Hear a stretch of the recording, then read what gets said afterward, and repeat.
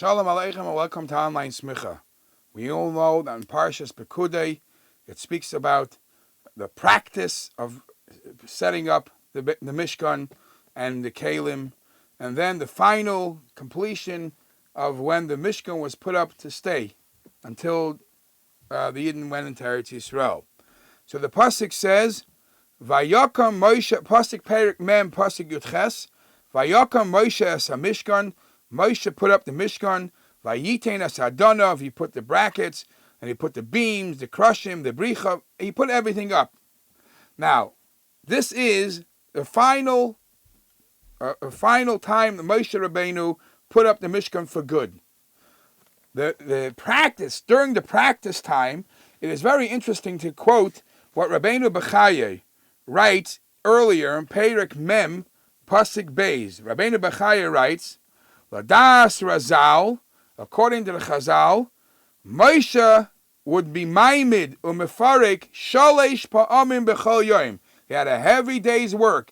During the days of practice, Moshe Rabbeinu 3 times during the day would put up the Mishkan, take it apart 3 times. Shenemar, and he proves it. The Gemara proves it from the Chazal, from the pasuk, Hukam, Tokim, Vayokim. It said 3 times to put up the Mishkan. Echad l'tamid shel shachar. Once he would do it before they would have to bring the morning sacrifice. Ve'echad l'miluim. Ve'echad l'tamid shel bein ha'arbayim. That's what the Chazal tell us. The Medrash says that after all the help Moshe Rabbeinu got to building, to putting together the things that they needed for the Mishkan, says the Medrash, Hayu betzalo v'aliyah v'chocham v'chacham leiv tarichim lahamideh. They wanted to have everything ready. They were looking to put it up and make it work. V'loi amad. But it didn't work until Moshe Rabbeinu. Only Moshe Rabbeinu was able to put it up, and he himself put it up, took it down 3 times a day. And Rabbeinu Bechaya explains why did he have to do it? Because he didn't feel that he had a great part in the actual building, so this was his part, and only a Moshe Rabbeinu could finalize and give the final need, what's needed for the Mishkan to become the Mishkan HaEdus. Now that's simple.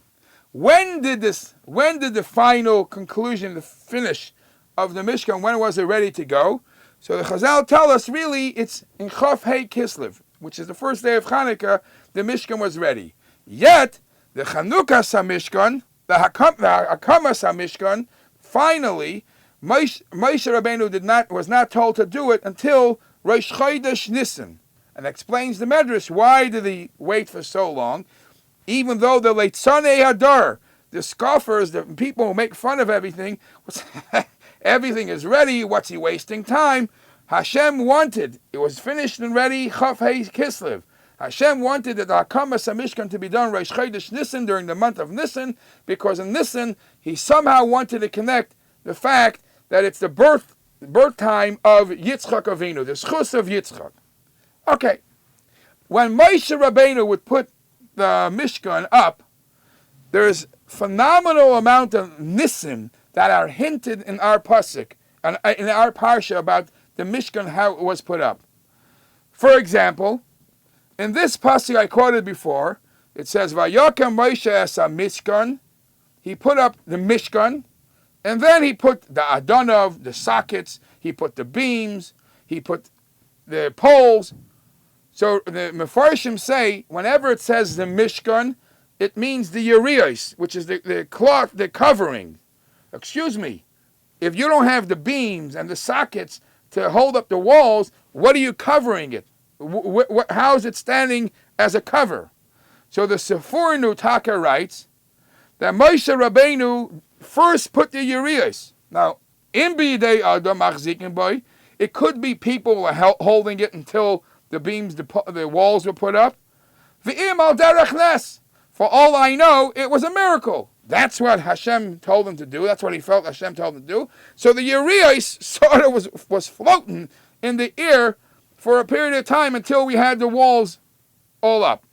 Another interesting thing that we find mentioned in the Eira Chaim HaKadosh earlier in the parsha, when they mention all the all the things that they needed to make the Mishkan, so the copper and the gold. So the pasuk says in Perek Lamed Ches, pasuk Chav Dalid, Kol hazav ha'asei l'malacha, and it gives a countdown of all the gold that was used. Says the Eira Chaim HaKadosh, you have to analyze this.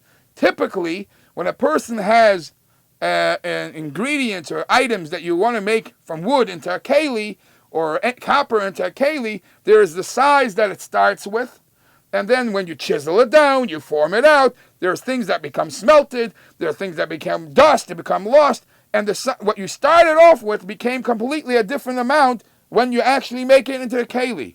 One of the miracles over here in the kapanim for the zav, says the Eira Chaim, Kol hazav, every amount of gold that was asked to be brought for the purpose of the Mishkan, nothing fell aside.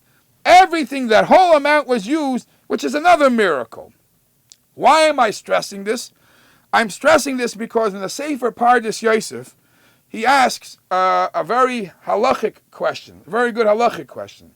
He says, it was 7 days of practice. If it was 7 days of practice, 7 days in a row, you need to have a Shabbos. That means Moshe Rabbeinu put up the Mishkan, took apart the Mishkan, even on Shabbos. Excuse me, isn't that usher? Isn't building such an edifice isser to be done on Shabbos? And the Pardes Yosef says, we're not talking about a regular building here. Not because it's a holy building.